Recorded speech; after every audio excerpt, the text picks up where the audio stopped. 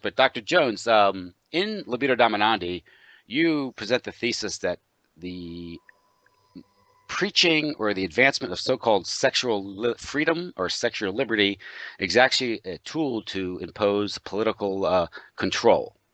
Yes. Can you go into that? Well, there are a number of different ways to go into it, but the one talk I've given all over the world is that begins with talking about the Israelis invading Ramallah in I believe it was 2002, 2003. Anyway, the first thing they did was take over the TV stations, and the second thing they did was start broadcasting pornography over these TV stations. Now the question is, why would they do that? And if you're an American, you would have to say, well, because pornography means freedom, because that's what Americans believe. We have two Hollywood movies testifying to that fact: Boogie Nights and The People versus Larry Flynn.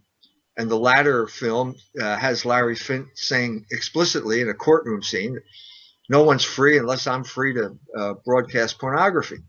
So if that's the case, if that's true, then we have to believe that the Israelis want to bring liberation to the Palestinians.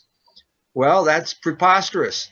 We know that the Palestinians want to conquer and subjugate the Palestinians. They'd like to exterminate them if they could.